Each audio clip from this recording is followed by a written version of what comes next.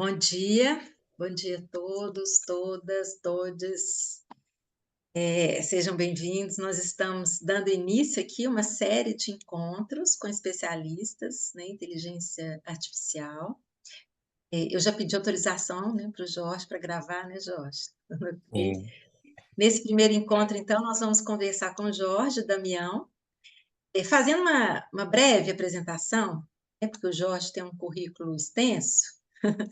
Jorge possui É. graduação em bacharelado de engenharia da computação, né? É cientista de dados da IBM. Atua e lidera tecnicamente projetos estratégicos, né, da IBM para a América Latina, utilizando algoritmos de aprendizado de máquina, redes neurais artificiais, visão computacional, análise de série temporal, detecção de anomalias e sistemas de arquitetura, processamento em Big Data. Alguma outra coisa que você queria acrescentar no seu currículo aí? É isso mesmo, tá? O que eu posso só acrescentar em relação a essas disciplinas é que hoje nós temos atuado muito com IA generativa. Então, aqueles grandes modelos de linguagem, modelos Stable Diffusion, que eu acho que tangibiliza aqui alguns dos aspectos que a gente vai discutir da evolução da tecnologia. Ah, ok. Obrigada. Bom, então, Jorge, é uma alegria recebê-lo aqui no Uhum. nosso grupo de pesquisa, né? Aqui a gente tem alunos de graduação e pós-graduação, é, do programa de pós-graduação em psicologia da UFMG, mas também tem outras pessoas que fazem pós-graduação em outras universidades, né? Como a Maria, a Bianca, e então são, em sua maioria, né, psicólogos que já estão fazendo pós-graduação ou já terminaram, como o Márcio, que terminou o doutorado e é professor do UFMG. No nosso grupo, a gente tem investigado essas implicações do uso das tecnologias digitais na nossa vida, especialmente no laço social, né, na subjetividade. Então, a gente não tem esse conhecimento, né, técnico da tecnologia, mas a partir da escuta clínica, da leitura que a gente faz, né, de alguns fenômenos contemporâneos, a gente tem analisado aí os diversos modos de uso das tecnologias e também os seus efeitos, né, sobre os sujeitos. A gente tem questionado também, por isso a ideia desse seminário, assim, o avanço da inteligência artificial, seus efeitos no campo social, educacional, profissional, né? A gente vê, por exemplo, visões às vezes muito extremistas, né? Muito otimistas ou então muito pessimistas é, sobre esse avanço, né? Alguns veem, por exemplo, o avanço da inteligência artificial como uma ameaça, vai ter muito só perdas profissionais, educacionais, sociais, né? Diversas profissões vão desaparecer. As pessoas têm discutido perdas de memória cognitivas, sociais.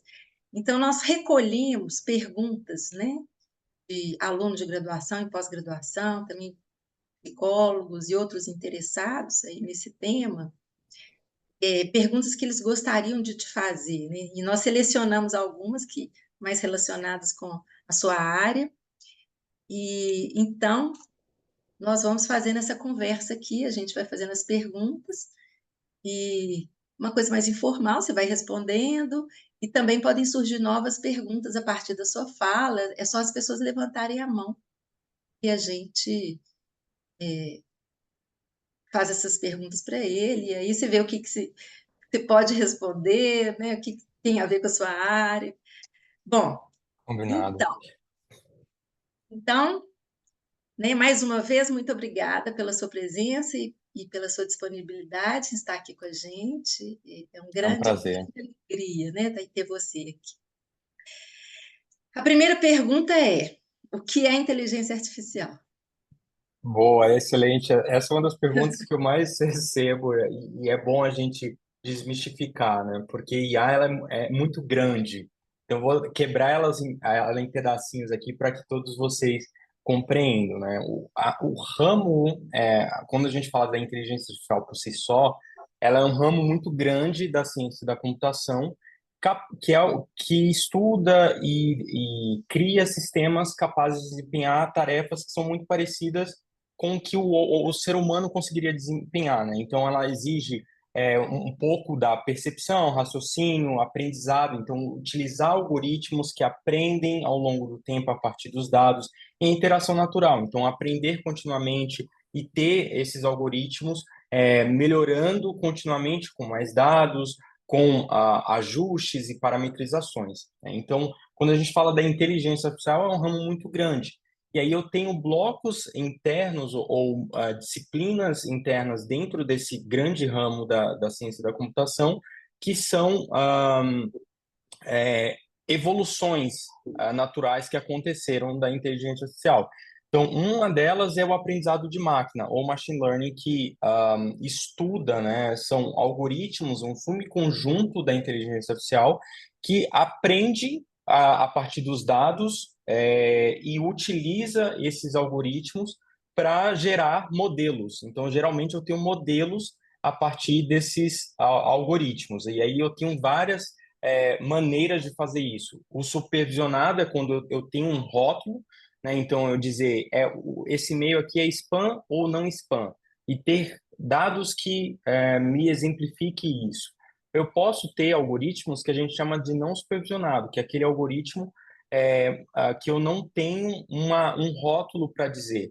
Então, eu quero dizer assim, me classifique ou agrupe, por exemplo, esse grupo de restaurantes dado o ticket médio, ou dado o cardápio que eles oferecem numa determinada região. E aí eu vou agrupar isso, né? Eu vou agrupar determinados objetos por características físicas, por cores, por formas, e aí eu não tenho um rótulo para dizer se é uma coisa ou outra, mas eu vou agrupar dadas as devidas características.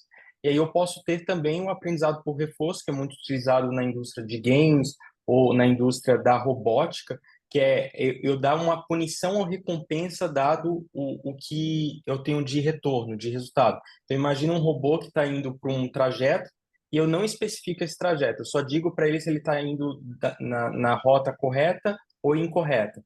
E a partir da trajetória, eu consigo determinar, olha, se ele estiver indo na trajetória correta, eu vou dar um score positivo. Se ele estiver indo na trajetória incorreta, eu vou dar o score negativo, que seria a punição e no caso do positivo, a recompensa.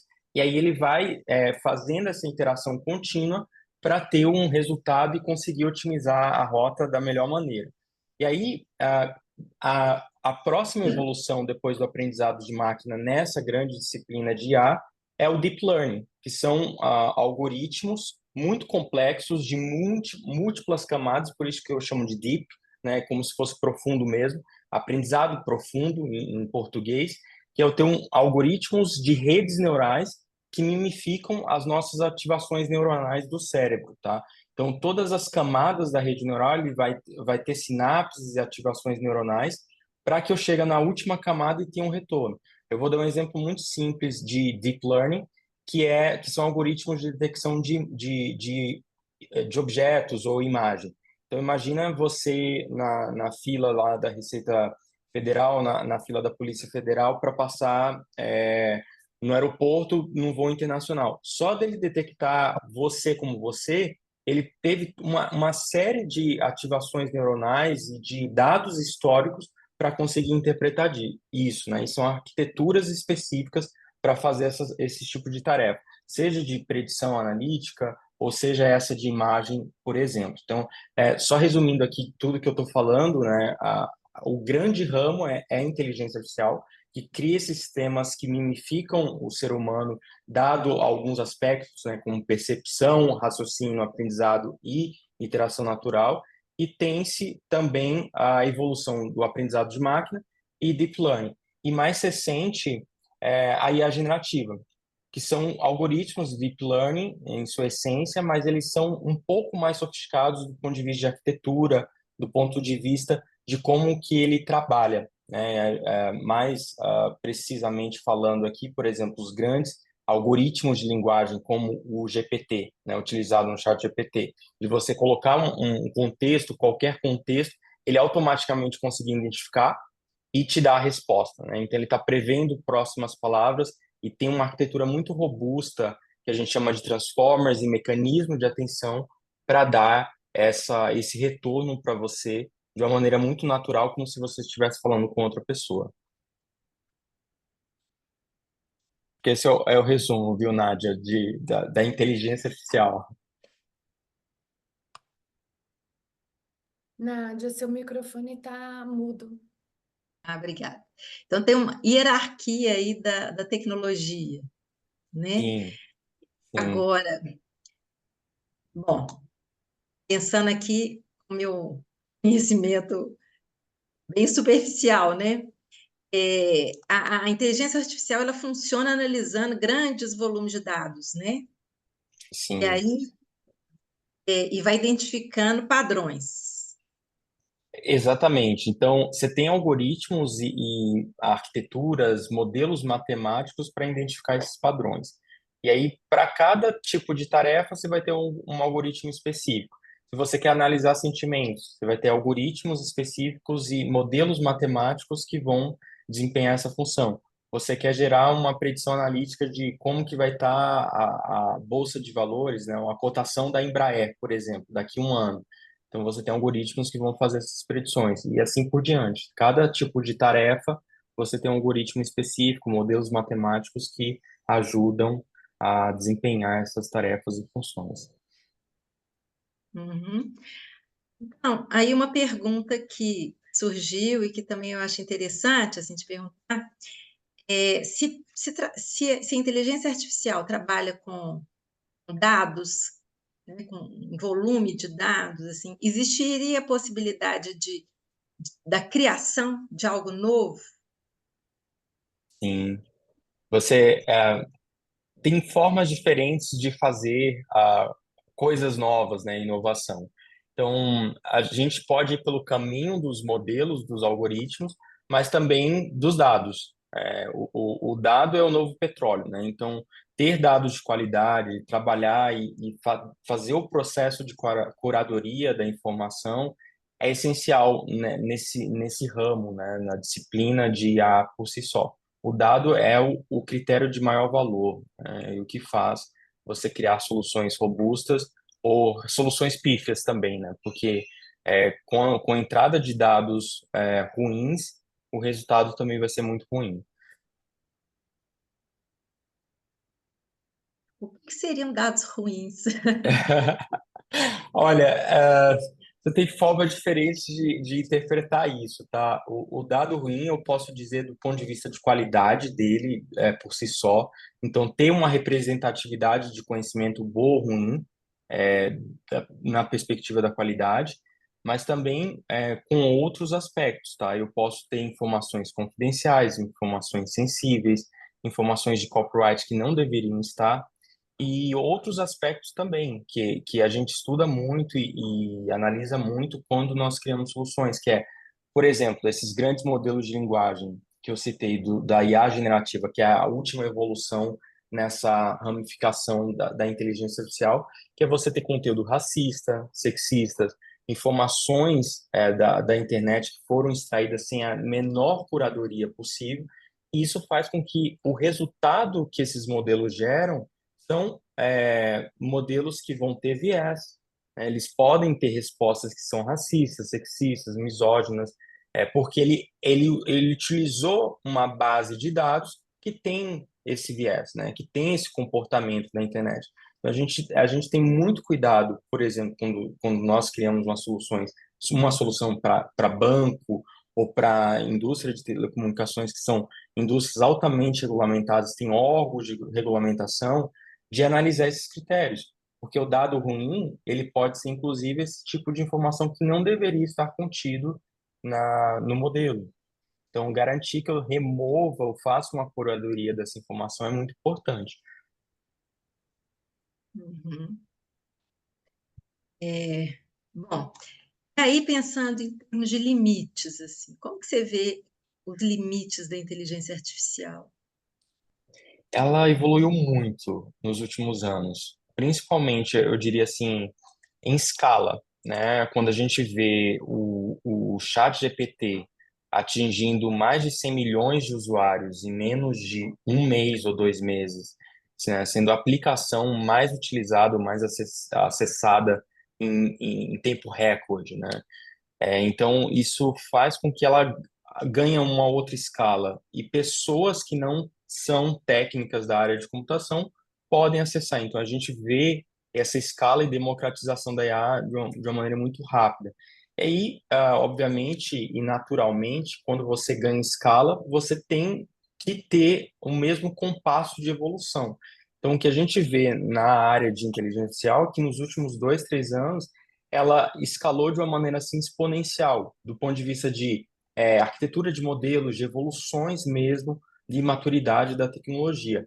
E aí tem um lado bom e o lado ruim da história. Do ponto de vista bom é que com adventos de arquiteturas de computacionais, né, GPUs e processamento cada dia mais robusto, você consegue garantir essa escala com qualidade. O ponto ruim da história é que você também pode usar isso para malefícios. Então, vou citar um dos malefícios que se tem visto muito, são os deepfakes. Então, vídeos que são renderizados ou vozes sintetizadas para simular uma pessoa falando ou fazendo algo que não é aquela pessoa. Então, eu posso, por exemplo, como vocês estão vendo aqui no vídeo, ter ações ou fazer coisas e colocar o rosto do Obama ou o rosto do Biden ou de alguma personalidade, uma figura pública e sintetizar a minha voz para ter o mesmo tom, ah, a mesma entonação do Biden falando ou de qualquer outra pessoa falando. Então isso é muito sério, né? O ponto ruim e bom da história. E cada dia mais, como eu estou dizendo, né, da evolução dos modelos, das arquiteturas computacionais, para ter sofisticações e maturidades nas soluções, também para o lado ruim da história, o que se tem visto no caso dos deepfakes cada dia mais reais.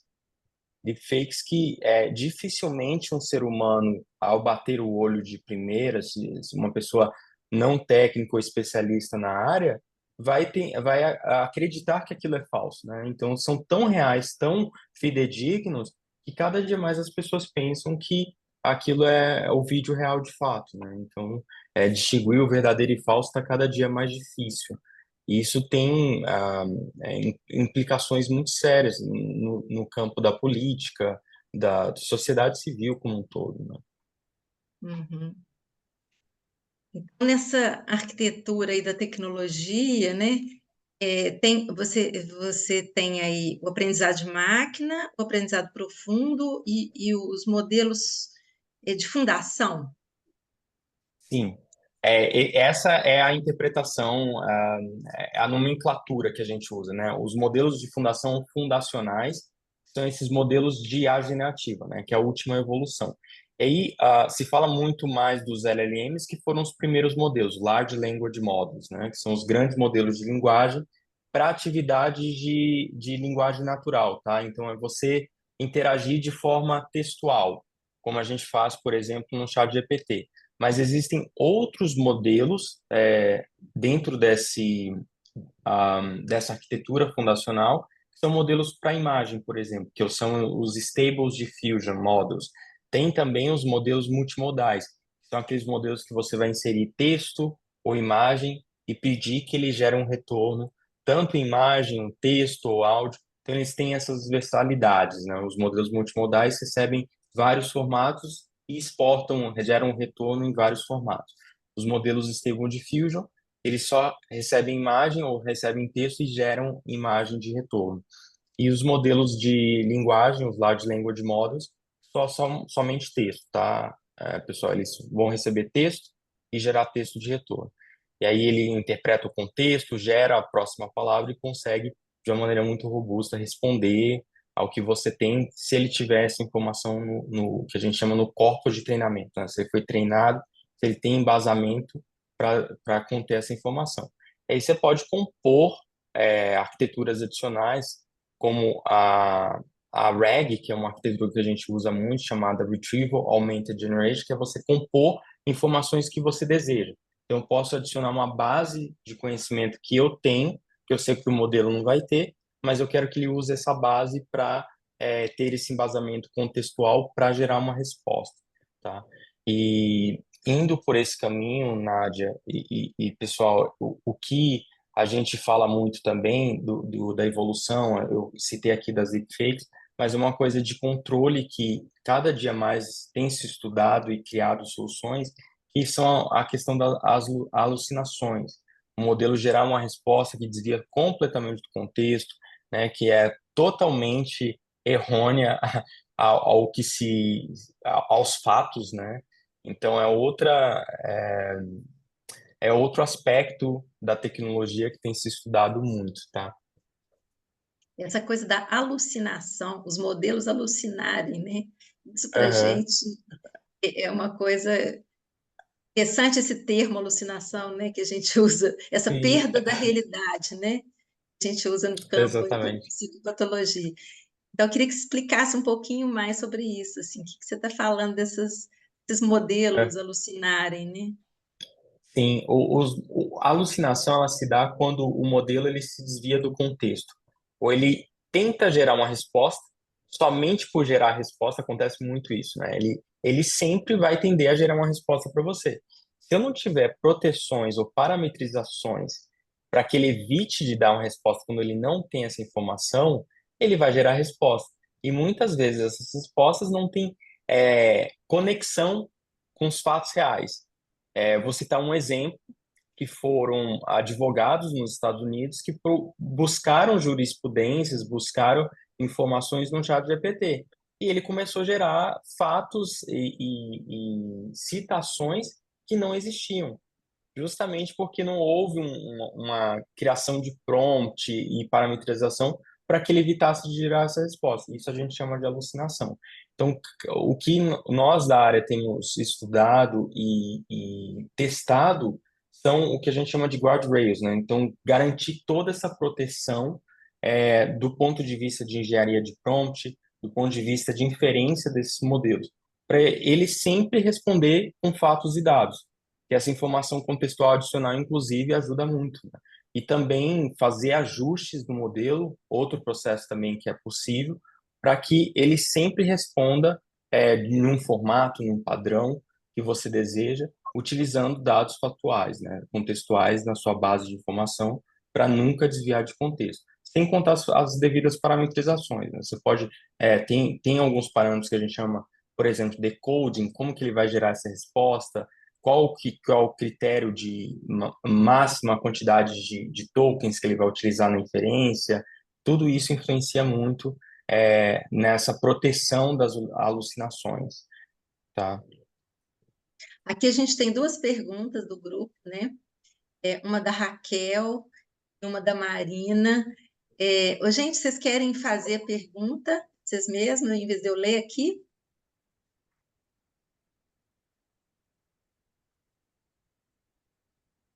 Ei, gente, bom dia.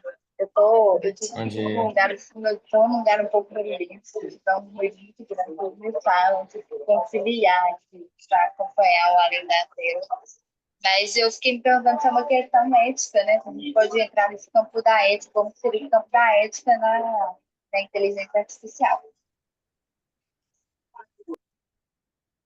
é Mariana que fez a pergunta? Marina, Marina, Marina, com certeza, Marina, quando eu citei sobre a questão de ter na sua base de conhecimento, né, muitos desses modelos, eles são treinados com extrações imensas de petabytes de informações da internet, sem nenhuma curadoria. Então, a alucinação, inclusive, pode ter informações ou contextos racistas, sexistas, entre outros aspectos. Então, com certeza, essa proteção é uma questão ética. É, eu trabalho num time que cria soluções dentro da IBM para os grandes clientes na América Latina. E os nossos clientes têm muito dessas preocupações. Você imagina um grande banco brasileiro como Itaú ou Bradesco tendo um chatbot com o usuário ali interagindo. A Bia do Bradesco, por exemplo, é uma solução desenvolvida por nós da IBM. Imagina a Bia do Bradesco respondendo informação que tem um conteúdo completamente racista. Alguém tira aquele print e publica na internet, viraliza. isso é um impacto financeiro gigantesco para as organizações. Então, elas sempre se preocupam com isso e tem isso é uma proteção e um aspecto que nós cuidamos muito, nos preocupamos muito ao desenvolver as soluções. Mas olhando do ponto de vista da disciplina, do ramo mesmo, e do ponto de vista mais teórico, é uma preocupação de todos os pesquisadores, né? Como que eu crio filtros que vão me garantir essa proteção e evitar essa alucinação também do ponto de vista ético, tá? Raquel, Bom dia. mande. Bom dia, O Jorge, primeiro agradecer, né, a sua disponibilidade para conversar com a gente. é um E prazer. eu queria era que você pudesse comentar algo que eu escutei, que é o fato de que a inteligência artificial é um agente, Uhum. né? Então, nessa perspectiva assim da gente não pensar propriamente como uma ferramenta, né, mas como algo que age, né? Sim. Então, eu queria que você pudesse explicar um pouco, assim, por favor. O agente, imagina que a inteligência artificial é um ramo muito grande, tá? O agente é uma forma de usar a inteligência artificial. Os agentes, as arquiteturas de agentes, como eu citei aqui, por exemplo, do RAG, é uma forma em que eu tangibilize esses modelos para desempenhar uma tarefa. Então, eu posso ter agentes específicos de automação que vai me consultar uma informação num sistema, num CRM, e vai te dar essa resposta. Ou ele vai tomar uma ação. Por exemplo, se você diz assim, para um chatbot, eu quero que você consulte a minha agenda, veja os horários de voo disponíveis em tais e tais companhias e programe o melhor horário para a compra do voo daqui de São Paulo para Brasília, no dia, no dia 22.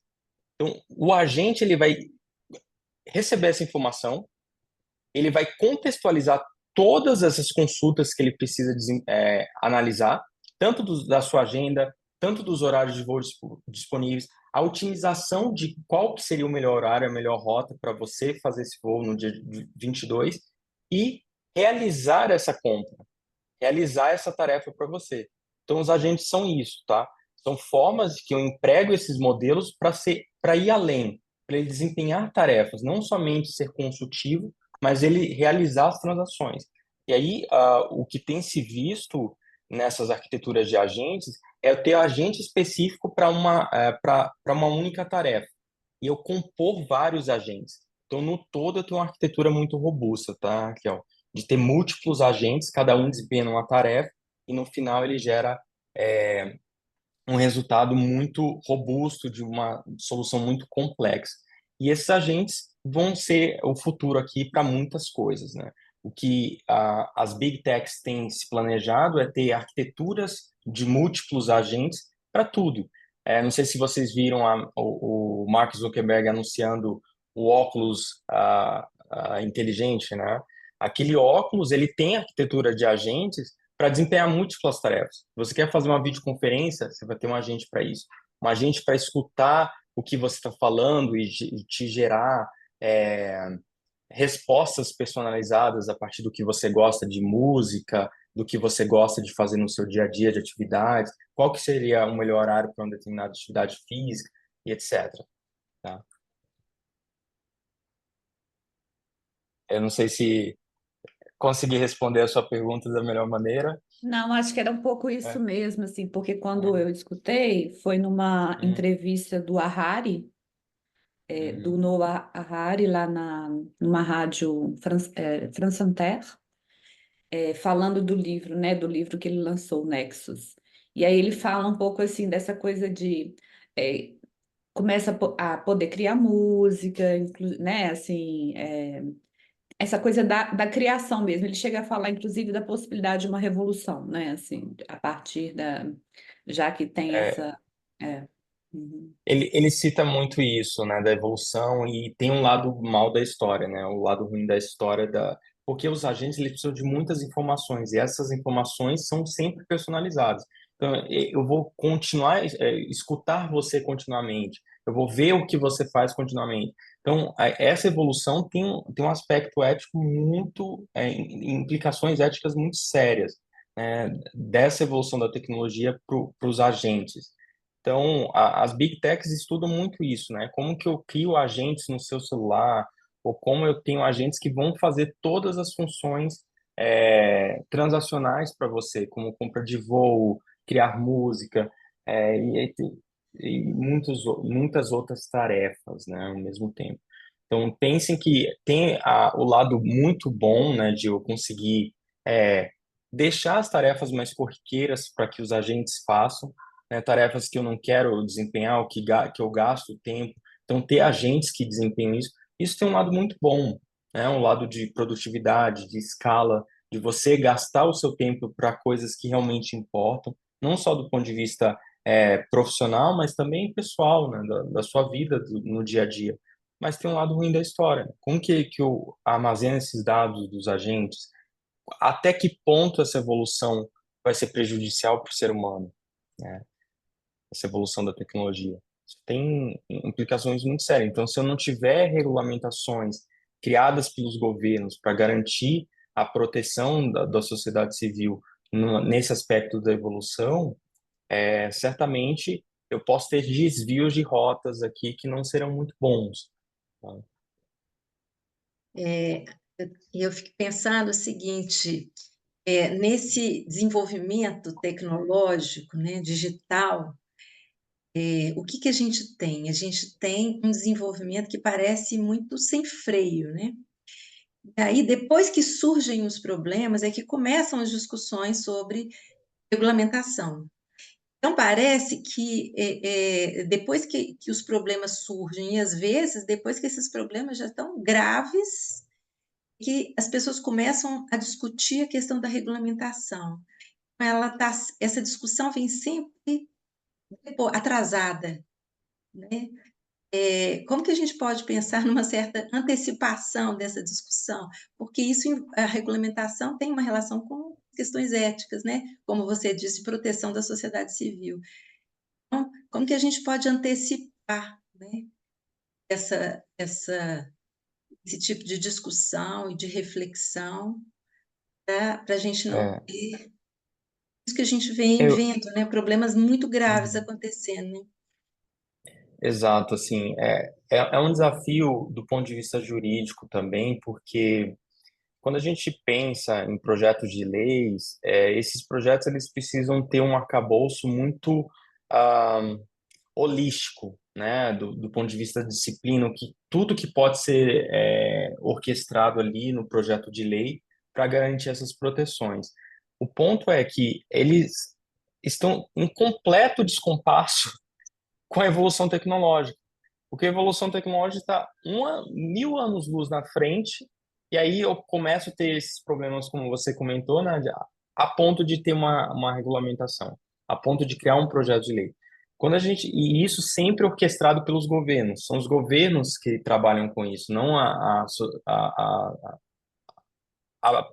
sociedade, né, ou a indústria. Geralmente são os governos que cuidam disso. E aí tem essa lentidão natural e tem todo o aspecto jurídico envolvido que vai ter é, tem as suas etapas e processos, né? Isso que eu quero dizer. Então, quando eu vejo, né, o que tem se feito, né, nessa área de regulamentação, de projeto de lei, a União Europeia está muito na frente. A União Europeia tem muito essa preocupação, né, o cerne das discussões de governança, de regulamentação, para garantir que eu não tenha uso indevido dos dados das pessoas, né, e como que eu processo esses dados, quais as implicações nos resultados, na evolução da tecnologia. O Brasil está também criando projetos de leis nessa área, inclusive a IBM e outras empresas de tecnologia têm participado no Congresso dessas discussões. Microsoft, Google também têm sido envolvidas nessas discussões. E também os Estados Unidos começou agora, né? Tem um executive order do Biden para a governança de IA, mas também está muito embrionário. E, de novo, né, esses projetos de leis, essas regulamentações, elas seguem um completo descompasso com a evolução tecnológica, porque a evolução é muito rápida, né? É, em 2 anos, o que eu vi de evolução de modelos, de arquiteturas, a Raquel citou, por exemplo, dos agentes, que é uma arquitetura muito sofisticada que eu posso ter. Então, eu não tinha nada disso na evolução e na maturidade que eu tenho hoje, há 2 anos atrás. Então, isso evolui muito rápido. Ainda a gente não tem um projeto de lei consistente que governa todos esses aspectos, né? Isso ainda vai levar um tempo considerável. Porque tem todas essas devidas discussões do Congresso, do Senado, em camadas diferentes, né? O Márcio está levantando a mão. Márcio. Bom dia, Jorge. Obrigado pela Bom sua dia. presença aqui no sábado para trazer Prazer. aí um, um pouco mais de lenha para a nossa fogueirinha aqui. É muito bom te ouvir falando e muito, enquanto eu te ouvi, eu fui reelaborando aqui a minha questão. Minha questão primeira é em torno da curadoria, que é um Uhum. termo que você citou e eu estive lendo alguma coisa esses dias e esse termo aparece e me parece que é onde o ser humano ainda entra, né? Fico imaginando o que que é essa curadoria. É uma curadoria é, nossa, né, de nós pensantes e falantes, é onde nós entramos. E aí já fico pensando na pergunta que a Raquel traz, na questão que a Raquel coloca, né? Até que ponto a própria IA não vai passar a fazer, ou ao se tornar agente, ela própria já não está se tornando curadora de si própria, Uhum. não é? Se já é um ponto que nós podemos pensar assim, um nível a mais da hierarquia. E enquanto eu elaborava, você trouxe a questão do governo, né? Porque esse é um ponto que eu traria para você, né? Vocês ainda acreditam em governo? Vocês acham que o sistema jurídico é suficiente? Não é? É um conjunto, É. um conjunto de pequenas questões aí. Seria possível pensar uma IA que viesse a dar um suporte para governos pensarem questões referentes à própria IA? Né? Nossa, excelente pergunta, viu? Um Eu não ponto sei. importante É. aí. Eu folgo em saber que vocês estão Hum. pensando nesse ponto do governo, de que é preciso gerar jurisprudência para isso, com toda a lentidão, e em que medida isso poderia ser, sabe? Porque na base da minha questão fica esse ponto da ética também, que já foi trazido pela Marina, que eu fico aqui de fora me indagando assim, essa questão ética, ela está colocada para vocês em que medida? Para vocês que estudam, que trabalham com isso. Isso é uma preocupação de fato? É uma preocupação, mas não tem tempo para parar para pensar nisso? Ela é uma preocupação que está ali na coxia, sabe? No teatro, a coxia é aquele cantinho ali onde os atores que não estão em cena ficam esperando. Ela fica ali na coxia. É uma preocupação que você olha para ela de soslaio. Uma hora a gente para pensar nisso. Ou é de fato, vocês têm na formação de vocês um ponto assim, temos uma questão ética para pensar, para discutir. Enfim, é um Uhum. conjunto de coisas aí que eu estou trazendo é, no ponto aí da curadoria, que eu acho que é um termo que eu acho que é uma portinha aí do humano ainda, né? Muito Sim. bom te ouvir. Ah, muito bom também. Eu acho que foram excelentes perguntas. Essa do agente, com certeza, o que a Raquel trouxe aqui da arquitetura de agentes, né? Ter a IA desempenhando tarefas específicas e fazendo o trabalho, né? Não simplesmente gerando a resposta que você vai usar aquilo para você gerar ação, mas a IA, além de fazer todas as interpretações devidas, gerar ação. E agentes para curadoria seria o caminho, porque quando eu falo desses treinamentos dos modelos de linguagem, eu estou falando de petabytes de informação, que eles são modelos muito grandes, são modelos de bilhões, trilhões de parâmetros. Então, eles precisam de um volume imenso de dados, às vezes, crawler da internet inteira, a base de conhecimento da internet inteira, utilizada, por exemplo, no último treinamento do GPT, o GPT-4 ou uma versão do modelo utilizado no chat GPT. Então, com mais de 1,5 trilhões de parâmetros, eu preciso de petabytes de informações. Então, é humanamente impossível, nem se tivesse um exército de pessoas, para gerar essa curadoria de todos os aspectos éticos, morais, de copyright, em um modelo previamente ao treinamento, né? Então, fazer a curadoria dessa informação. E os agentes poderiam muito entrar, né, nessa seara, porque se eu treino agentes específicos para identificar padrões do que seriam conteúdos racistas, né, do que conteúdos profanos, né, ou conteúdos que não deveriam estar de copyright ou qualquer outra informação sensível de dados pessoais confidenciais, eu ter esses agentes removendo automaticamente esses dados e garantindo que o processo de treinamento desses modelos tem informações mais curadas, né, ou mais fidedignas do que deveria ser. Agora, na outra pergunta que você fez sobre ter IA auxiliando nesse processo jurídico, eu concordo plenamente. Foi muito parecido com a pergunta que eu recebi. Eu estava num evento no Senac do Rio de Janeiro, há 2 meses atrás. E teve um especialista que fez exatamente essa pergunta depois da palestra, muito parecido com a sua. E aí eu vou trazer alguns pontos aqui para você. No ano passado, nós participamos de um chamamento público do STF. O ministro Barroso convocou as grandes empresas de tecnologia para criar uma solução de sumarização de processos jurídicos do STF. E nessa sumarização ele queria que a IA fizesse todo o trabalho de analisar as jurisprudências dos processos, a evolução desse processo ao longo do tempo, do ciclo de vida, e todas as peças jurídicas que compõem aquele processo. E, como vocês podem imaginar, para o processo chegar na Suprema Corte, ele passou por várias instâncias. E eu tenho peças jurídicas complexas que compõem esse processo. Eu vou citar duas que eu lembro aqui, mas tem mais outras, tá? Acórdão de embargo, decisão de admissibilidade, onde eu tenho a decisão do desembargador, eu tenho os critérios ali de análise dos juízes, dos advogados, né? E todos os detalhamentos desse processo. E aí, como que eu consigo garantir que eu faço uma sumarização desse processo da mesma forma que o ministro Barroso ou qualquer outro ministro do STF consegue fazer? Porque ele vai ter que ler o processo inteiro, de centenas de páginas, e chegar numa conclusão, né, para tomada de decisão.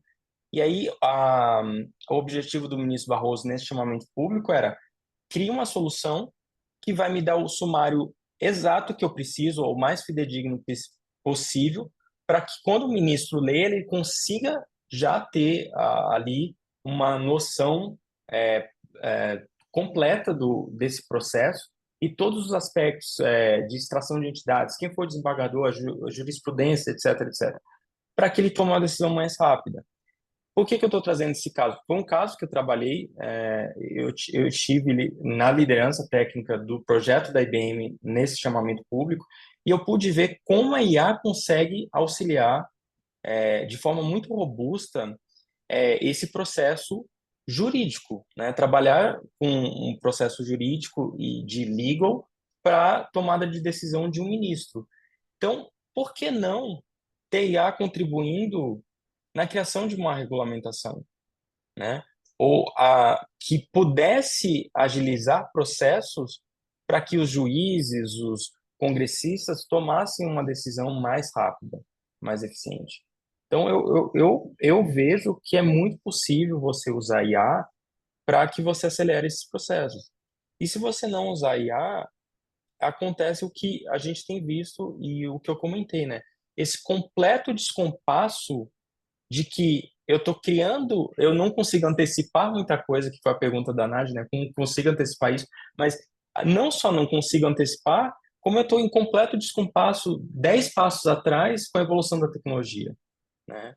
Então, certamente, isso precisa ser discutido pelos ministros, pelos congressistas, porque, de novo, né, esse exemplo que eu trago do chamamento público do STF deixou muito claro que aí ela faz o trabalho, ela consegue, se você cria soluções robustas, ela faz muito o trabalho e simplifica muito as etapas de uma maneira muito rápida de que o ministro teria que fazer dias e dias, meses, dependendo da complexidade do processo, de ler, interpretar e fazer uma sumarização para tomar decisão, e aí ela faz isso em questão de segundos, tá?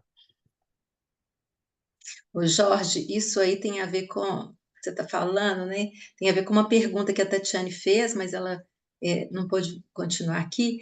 é que as inteligências artificiais elas podem ser independentes da orientação humana.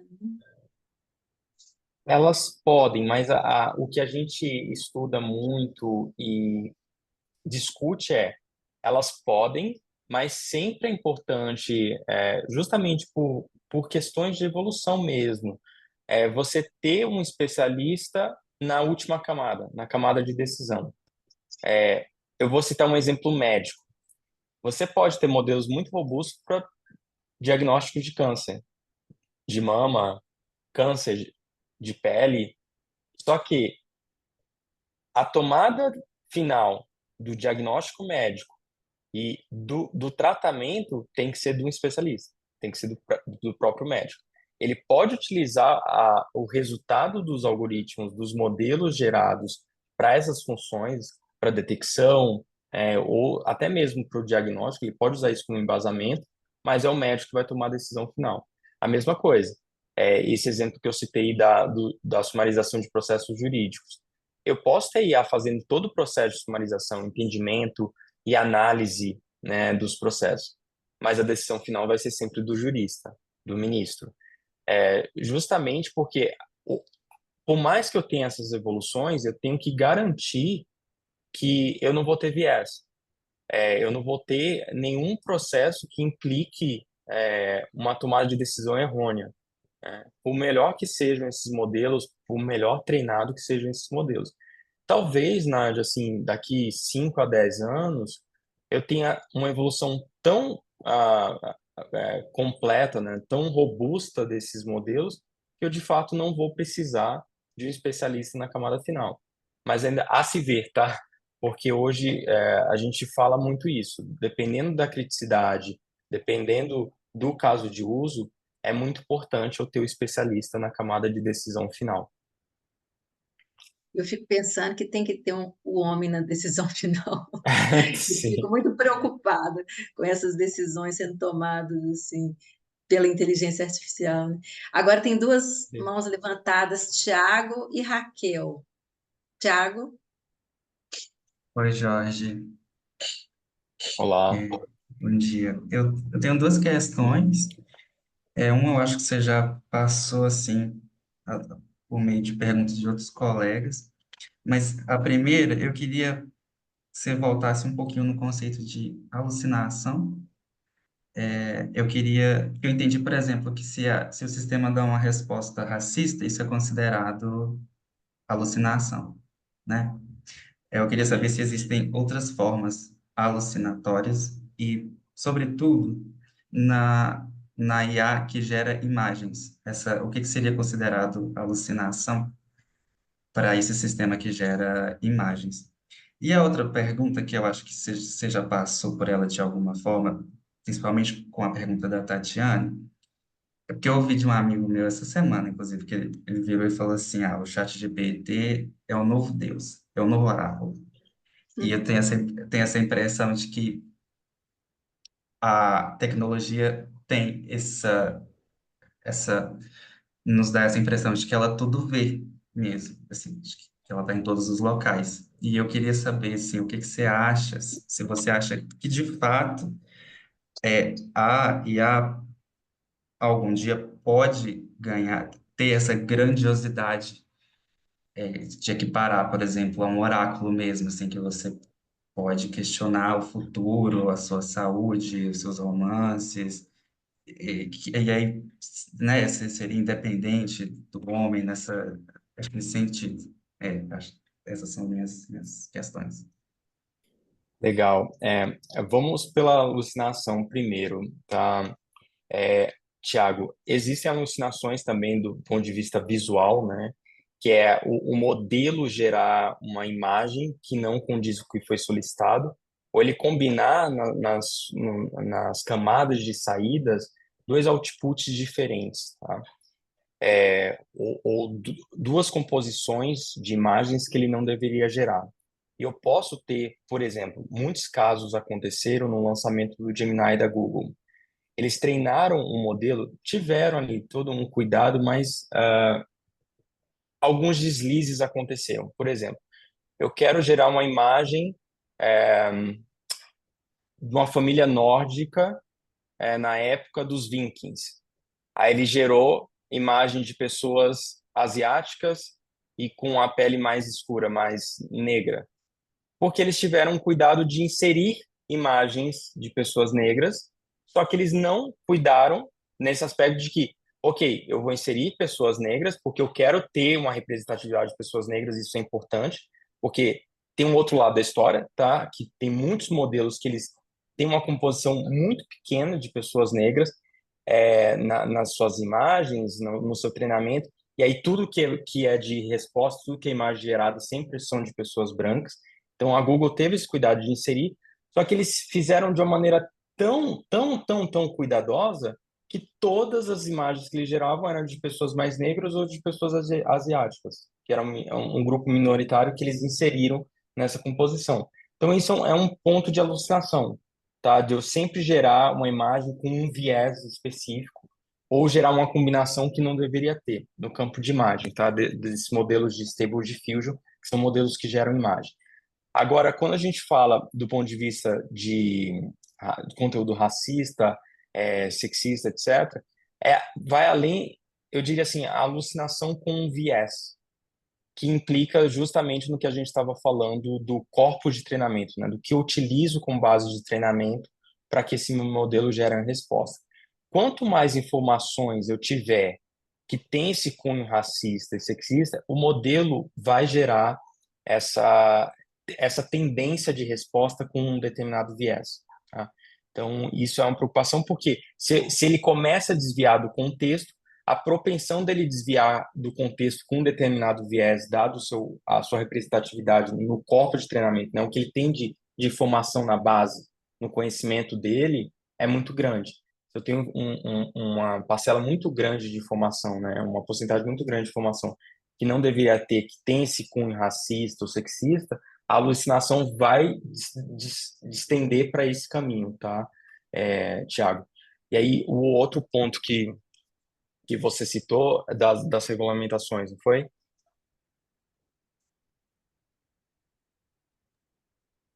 Do oráculo, se a IA Ah, do pode oráculo, entregar de fato essa grandiosidade. assim,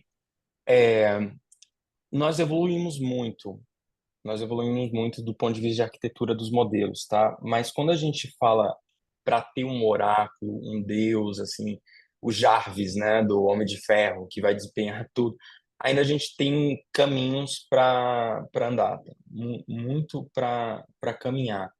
Porque quando a gente fala desses modelos de linguagem, principalmente o GPT ali que todo mundo conhece e usa, ele dá essa falsa impressão que ele sabe tudo e conhece tudo. Mas justamente, Thiago, por conta dos petabytes de informações que eu citei, que ele é treinado. Então, imagina que eu extraí todo o domínio de conhecimento da internet e coloco isso no treinamento desse meu modelo. Obviamente, ele vai ter muita informação na sua base de conhecimento, mas não necessariamente ele é inteligente a ponto de raciocinar como um ser humano. Se a gente for olhar no cerne desses modelos, eu vou citar aqui alguns aspectos técnicos, mas eu vou explicar para vocês, tá? Nessas arquiteturas, principalmente de transformers ou de modelos que têm camadas para gerar o retorno da resposta, ele está prevendo próximas palavras, usando conjuntos nas suas camadas neuronais de pegar uma decisão de modelo ou de outra e gerar uma resposta. Ele não tem um raciocínio como ser humano de usar essa informação para tomada de decisão de alguma outra coisa, tá? Então, ele no cerne da coisa, ele está fazendo a identificação do contexto do que você tem de pergunta, né, da query do usuário, a pergunta do usuário ali, e gerando próximas palavras para gerar um contexto, um conteúdo. Então, eles são inteligentes, de certa forma? São, mas não tem uma inteligência humana, né? Uma inteligência de raciocínio e compreensão do que ele está escrevendo. Ele dá essa falsa impressão, tá? Então, em resumo, a gente ainda tem muito caminho para andar para a gente ter uma IA que realmente raciocine como nós humanos, tá? O Ian LeCun, que é um dos pesquisadores líderes da Meta, né, ganhou o prêmio Turing, ele mesmo fala que os LLMs ainda eles não têm inteligência de um gato, né? Ainda precisam, eles ainda precisam ter essa compreensão física, a compreensão física e de raciocínio lógico, além do que ele gera de resultado para que seja uma IA ou um oráculo, como você citou, tá? Joia, joia. Obrigado. E eu fico Então, pensando assim, ainda não tem essa inteligência humana, né? Mas a minha questão é, é, será que um dia vai ter? Eu sou meio descrente disso. Eu acho que tem uma diferença muito grande entre a inteligência humana e a inteligência de máquina, né? Mas vou passar a palavra para a Raquel, que levantou a mão. Jorge, eu fiquei pensando um pouco assim, como que é a nossa experiência hoje com com esses atendimentos digitais. uhum, A experiência é muito assim, se você está com um problema padrão, você consegue uma solução. Mas se não é o exato. caso, né? Se não é o caso, assim, não está dentro daquelas respostas que estão ali estabelecidas, é um caos, né? É um verdadeiro caos. Você tem que ficar numa luta enorme assim para tentar falar com um ser humano, né? Que possa então ter uma entrada para o problema que você tem, né? E aí eu fiquei pensando um pouco quando você estava falando dessa coisa dos processos, porque os processos, eles também têm algo automatizado, né? Quando a gente pega uma pasta de processo, assim, a gente vai ver como que, às vezes, assim, os textos, eles são completamente repetitivos, né? Sim. E aí eu fico pensando, assim, que, às vezes, a solução, ela está naquilo que escapa ao padrão, né? A chave de leitura do problema, assim, né? A chave da situação, ela não é o que está padronizado. É aquilo que você precisa Uhum, estar muito atento para perceber que tem algo que escapou, assim, né?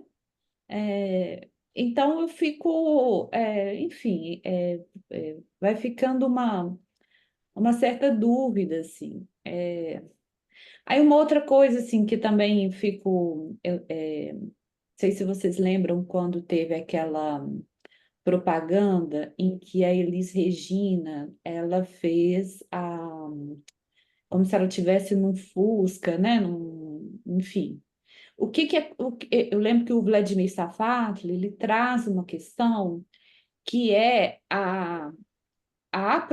assim, como se a gente chegasse num nível de uma escravidão eles se apropriam da personalidade. Porque Elis Regina, ela não é mais um ser humano vivo, né? Ela morreu. uhum, E aí você faz como se, quer dizer, ela parece como se ela tivesse decidido fazer aquilo ali, né? Quer dizer, então ele fala da apropriação da personalidade, né? E, enfim, você chega a falar, por exemplo, dessa coisa aí dos aeroportos, né? Assim, eu fico pensando assim, porque a outra questão que eu tinha deixado no Instagram é quando o Harari ele fala sobre ele fala um pouco isso, assim, o desenvolvimento da inteligência artificial, ele está muito intenso, né? Então tem uhum, assim, tem uma falta de controle no sentido assim, os próprios desenvolvedores, eles também se perguntam sobre as consequências, eles não sabem o que que vai propriamente acontecer com o desenvolvimento, né? Assim, aí ele fala assim que eles até aventam assim, essa possibilidade de talvez a gente pudesse ir mais lento para poder entender melhor, né? qual que vai ser essa consequência, assim, como é que a inteligência é, ela vai mesmo se desenvolvendo, assim. Só que eles falam assim é como se eles não pudessem, é, é, como é que fala? Ralentir, gente, como é que fala? Lentificar, né? Fazer Uhum, que a coisa ficasse mais lenta por causa da concorrência, né? Então, assim, eles falam assim, a gente não... ele estava falando dos Estados Unidos, né? Assim, sei lá, que é, é, o Mark Zuckerberg, enfim, o Bill Gates, né? Falasse assim, não, a gente não pode confiar que os chineses não, que eles também vão reduzir a velocidade, né, do desenvolvimento da inteligência artificial. E aí o Noah fala um pouco assim, que a gente pode entrar numa ditadura sem precedentes uhum. de um controle absoluto, né, dos seres humanos, assim. Então, quer dizer, você pode, de repente, estar para entrar num país, de repente, é a própria máquina que faz ali né, o procedimento, e essa máquina, ela age por padrões, assim, né? Então, quer dizer, você fica à mercê um pouco do que... Quer dizer, enfim, tô Não, meio você prolixo trouxe. aqui, né? Imagina, você trouxe alguns aspectos aqui que ilustram muito a pergunta do Thiago, do ponto de vista do atendimento, né? Que, como eu citei para o Thiago, muitas vezes a gente tem essa percepção de que o ChatGPT é um oráculo, né? Que ele traz ali todas as informações, mas ainda é uma percepção falsa, né? Porque ele está no cerne, no core ali do modelo, ele está prevendo próximas palavras. Ele não tem uma inteligência, um raciocínio lógico como o ser humano tem. E aí você ilustrou muito bem isso. Se eu saio muito do padrão, se eu preciso ter algo fora do padrão, conectando ou correlacionando para gerar uma resposta, para gerar uma tomada de decisão, muitas vezes a IA não vai conseguir fazer isso. Aí você entra no transbordo humano. Muitos desses atendimentos, obviamente, muitos deles não são bem treinados, tá? Não são arquiteturas que são treinadas da melhor maneira, então você tem muito desse transbordo humano acontecendo muito rápido, né? A IA não consegue gerar resposta e manda para o transbordo humano. Arquiteturas e modelos são muito bem treinadas, que seguem metodologias e padrões combinados com ajustar o modelo que a gente chama de fine tuning para gerar a melhor resposta. Usa a arquitetura de RAG, que é essa arquitetura que eu citei do Retrieval Augmented Generation, para compor o contexto e gerar uma resposta mais robusta. Isso tende a ter soluções melhores, tá? Gerar soluções melhores de chat, né? De conteúdos ali que vão ajudar nesse processo que você citou do atendimento. Mas mesmo assim, que eu tenha arquiteturas robustas, mesmo soluções que tenham sido muito bem treinadas, bem arquitetadas, muitas vezes acontece isso que você citou. Se é um caso, se é um cenário que o cliente precisa estar totalmente fora do padrão, ela não vai raciocinar como um atendente humano. Né? Fazer conexões, falar assim, se eu pesquisar nesse sistema, se eu analisar isso, ele vai gerar resposta. Aí ele automaticamente faz o transbordo para um atendimento humano, para o ser humano fazer isso que ele ainda não faz. Então, esse exemplo que você trouxe, Raquel, ilustra muito bem a pergunta do Thiago.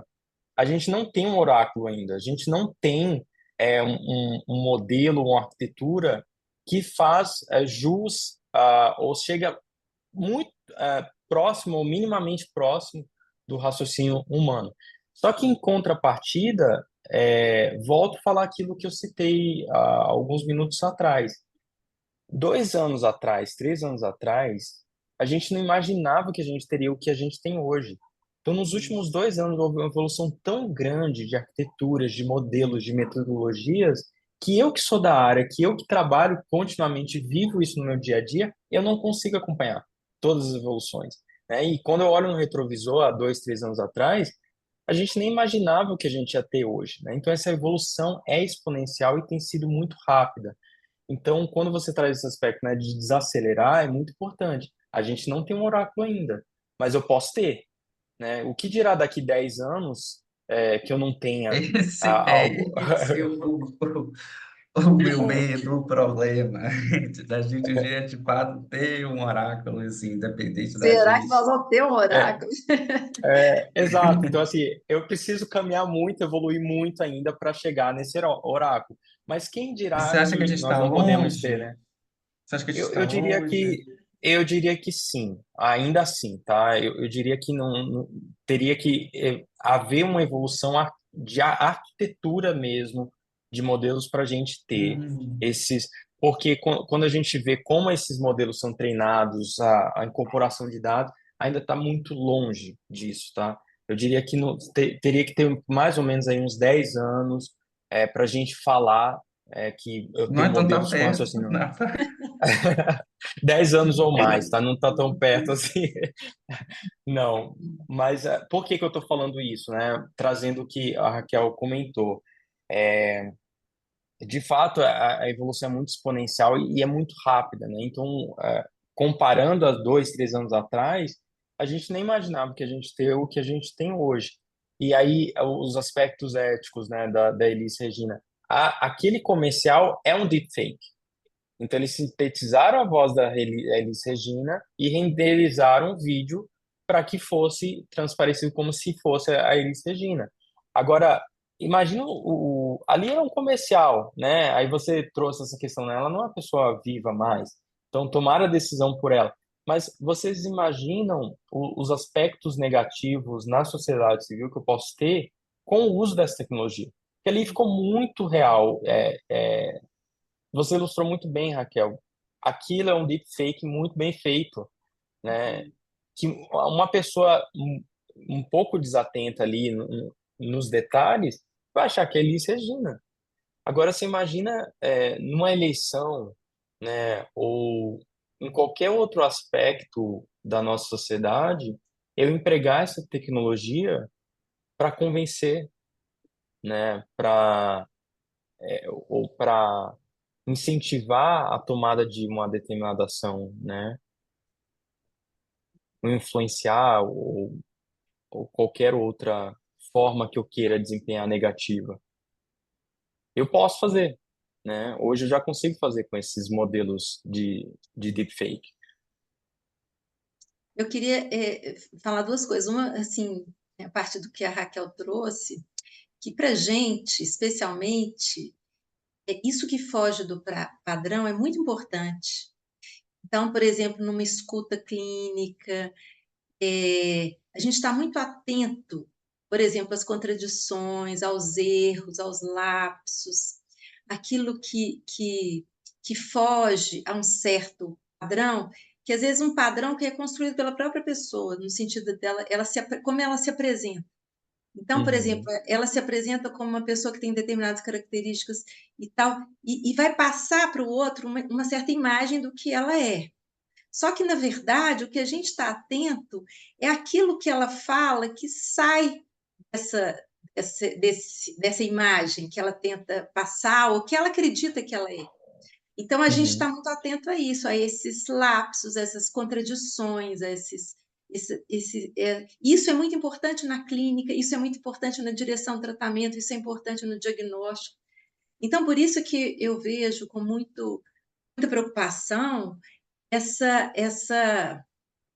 por exemplo, predição de doenças mentais pelo chat GPT, diagnósticos, atendimentos, né, feitos pela inteligência artificial, porque eu não vejo uma possibilidade da máquina alcançar isso, que é o que a gente considera tão importante, que tem a ver com uma série de aspectos que dizem exatamente da singularidade, sabe? Assim, do que é sim. mais singular em cada um. E como que isso é importante para a gente, em diagnóstico e tratamento. Bom, mas tem É. gente levantando a mão aí, né? O Thiago já fez a pergunta, né, Thiago? Já respondeu? Não, eu ia fazer outra, mas eu já falei demais. Pode passar, Bia. Então tá. Helena, tá bom, Helena? Que bom te rever. Ei, gente, bom dia. Bom Bom dia. dia, Walter, que bom que você está aqui. Então tem a Helena e o Walter. Então vamos lá, Helena e depois Walter. Então, obrigada de novo, Jorge. Todo mundo já te agradeceu, eu te agradecer Prazer. também. Eu fiquei pensando nisso tudo que vocês estão falando. que tem a ver com a subjetividade, né? Eu fiquei pensando muito no tema da minha pesquisa, que é o tempo e espaço, e o quanto isso interfere na nossa relação com o tempo, espaço e a subjetividade. Né? Quando a Raquel fala dos limites, quando a Nádia fala da singularidade, eu fiquei pensando isso, assim, você está aí dizendo que a gente não tem ainda elementos suficientes para dizer quando isso vai ser, se vai ter ou não vai ter um oráculo, quanto tempo isso vai... em quanto tempo isso pode acontecer. Mas, ao mesmo tempo, fiquei pensando assim, quem está desenvolvendo isso está nessa corrida maluca, como a Raquel falou aí, cada um querendo superar o outro, e a gente sabe que é um mercado bilionário e que essa questão do limite, como o Márcio falou, né, dos governos e tal, isso é tudo muito... tudo muito frágil, tem muita questão de poder, de dinheiro envolvida, assim. E aí eu queria que você contasse um pouco, assim, quem desenvolve isso tem o pessoal da área da TI, né? Vocês aí. E esse Uhum. outro lado, mais do aspecto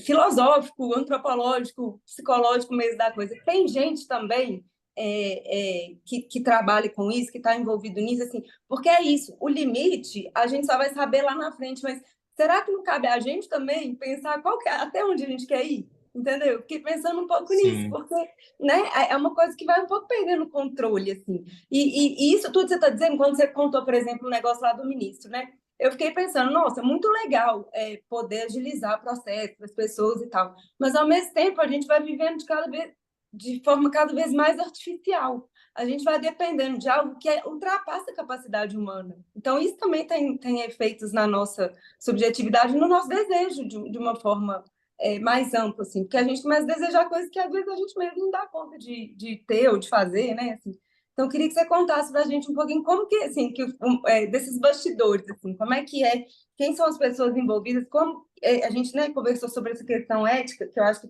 tem a ver com a minha pergunta, como que isso se dá, assim? Porque eu fico angustiada pensando nisso, assim, qual é esse limite, né? Quem vai pôr Uhum. esse limite? Porque a gente fica fascinado também com esse tanto de tecnologia, com esse tanto de possibilidade, né? Assim, é algo muito complexo mesmo para a gente pensar e, ao mesmo tempo, muito frouxo. Eu fico com essa sensação, né? Quando a gente está sempre assim, é o que você disse, há 2 anos a gente não imaginaria que a gente estaria aqui agora. Pode ser 10, mas pode ser 3, pode ser 1, né? Pode ser, não Sim. sei. Então, queria que você contasse um pouquinho para a gente. Foi muito bom, Helena, você trazer esse aspecto do que a Raquel comentou, porque eu não respondi na minha pergunta, na minha resposta a esse aspecto que a Raquel trouxe e você trouxe de volta, que eu acho que é muito importante isso, da concorrência, né? Isso tem um interesse econômico, financeiro e político importantíssimo, né? Até que ponto os Estados Unidos está disposto, por exemplo, a ter uma regulamentação segura, robusta, que vai bloquear suas próprias empresas de ter uma evolução do que eu posso ter, por exemplo, nas empresas chinesas. Então, tem um aspecto aqui político, econômico muito forte, né? E aí, quando a gente olha puramente nas big techs, né, entrando no mundo corporativo mesmo, você vê essa briga, essa competição das próprias empresas. A IBM criando seus próprios modelos, a Microsoft, a Google, e tendo essa concorrência extremamente acirrada. Quem cria o modelo mais robusto, o modelo mais inteligente. Então, não tem, hoje assim, é um teto de vidro. Eu não tenho uma regulamentação, alguma coisa que controle. E nem sei se vamos ter, tá? Se nós vamos ter alguma normativa, alguma regulamentação que realmente tem esse poder de controle justamente por conta de interesses financeiros, políticos, que vai muito além do que a gente pode tangibilizar em um projeto de lei, né? Então, assim, é muito frágil. Concordo plenamente com você que é muito frágil. E se eu regulamento aqui nos Estados Unidos, a China pode não querer, vai ter suas próprias evoluções. Então, isso tende a continuar assim, tá? Agora, quando a gente entra no aspecto corporativo, de como isso funciona, eu, é muito difícil que as empresas coloquem esse aspecto antropológico, psicológico, dentro de equipes que desenvolvem esses modelos, tá? E aí eu vou falar da IBM, porque eu conheço muito bem a estrutura. Ali eu vou ter cientistas de dados, engenheiros, pesquisadores, muito mais voltados para as disciplinas de inteligência artificial, de ciência de dados, do que o aspecto humano. Sim. Eu tenho, nesse caso do STF, por exemplo, ali eu já tinha um modelo criado, que são por esses pesquisadores, engenheiros e pessoas da área de tecnologia e pesquisadores da área de tecnologia. Quando eu passo a utilizar esse modelo que já foi treinado, já está embarcado ali na solução, como esse caso do chamamento público do STF que eu comentei, o especialista que eu vou ter é um especialista da área jurídica. Nós tivemos advogados trabalhando conosco, uma equipe multidisciplinar, para garantir o que eu tinha de resultados da sumarização estava condizente ao que deveria ser do ponto de vista jurídico, né? Os verbetes ali, todo o aspecto e estrutura semântica jurídica. Então, é esse especialista que eu vou ter. Eu não tenho muito da incorporação do que vocês estudam, do ponto de vista humano, antropológico, psicológico, nessas equipes que desenvolvem esses modelos, tá? Então, isso é um ponto de falha, certamente um ponto de falha. E eu falo da IBM, mas com certeza, porque eu conheço muito bem a estrutura, mas certamente a Microsoft, a Google também não tem esse aspecto humano envolvido no desenvolvimento dos modelos como deveria ter, tá? Então, é um ponto de Porque falha muito até grande. financeiramente não é interessante alguém que coloca esse contraponto, que dê esse freio, né, Silvio? Fico pensando também isso, que eles querem evoluir, né? Não alguém que fique lá puxando para trás. Exato. E aí, assim, o que eu posso dizer que a IBM faz a gente tem um filtro que a gente chama de HAP, Hate, Abuse and Profanity, que é um filtro que eu não diria que tangibiliza esses aspectos que você trouxe humano, mas é um filtro de proteção, né, de conteúdos abusivos, de conteúdos sexuais que não deveriam estar. Mas aí nem entra muito nesse aspecto, tá?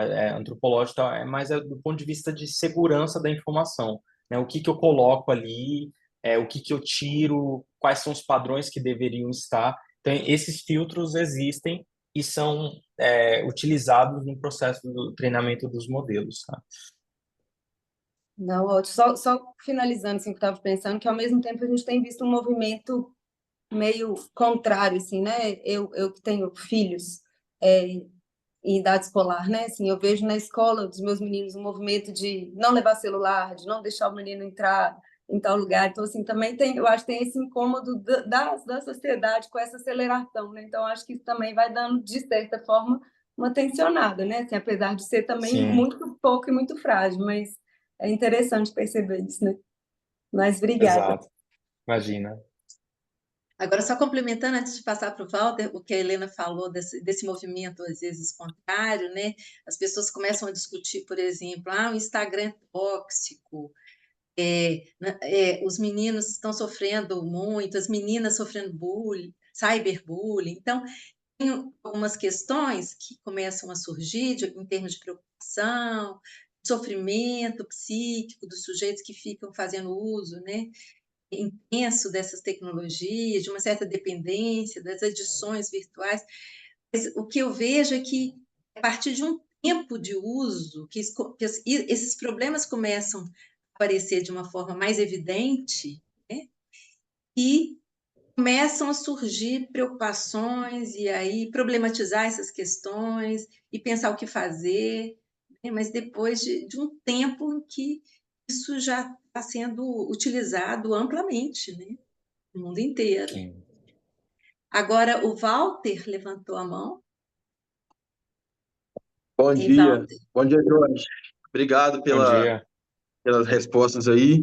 Eu queria fazer duas perguntas. O Thiago falou um pouco sobre a parte do design, e eu queria entender um pouco como é que fica essa questão em relação às pessoas que trabalham na área, porque eu tenho alguns amigos e eles reclamam muito do fato de a inteligência artificial ela roubar o trabalho deles, né? Utilizar de um trabalho de outras pessoas para poder se desenvolver, e nisso está acabando, né? Tipo assim, é um pouco antiético, no sentido do que os meus amigos comentam, é um pouco desse roubo dessa subjetividade deles, né, que é algo que é feito por eles, para se desenvolver, né, nesse sentido do capital. E eu fico pensando também, uma outra pergunta que eu gostaria que você comentasse, quais são os impactos que a gente vai ter na nossa clínica, por exemplo, com esses vazamentos de deepfake, igual no Twitter, a gente vê muito algumas pessoas comentando que tem sido vazado conteúdo sexual criado com IA dessas pessoas aí, né? Algumas pessoas que são figuras públicas.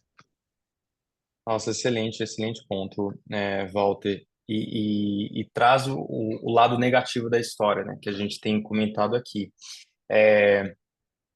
Hoje, o que eu posso te dizer, tá? A gente tem visto uma evolução que, dependendo da atividade econômica do trabalho, a IA está substituindo completamente.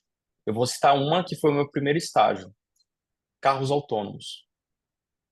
Em 2014, no meu primeiro estágio de engenharia, lá em Michigan, trabalhando na indústria automobilística, um projeto da GM que envolvia, né, ainda não fazia o que a Tesla faz, tá? A Tesla já evoluiu muito, a Waymo já evoluiu muito nesse aspecto de um ponto A a B de forma autônoma sozinha.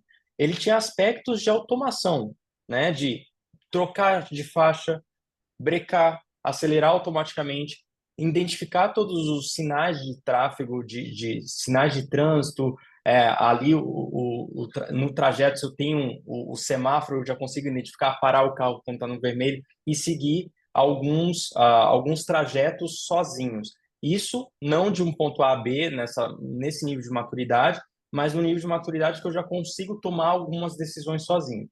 Isso em 2014. Quando a gente vem para esse ano 2024 e tão logo a gente tenha veículos voadores, essa evolução vai tomar muitos empregos.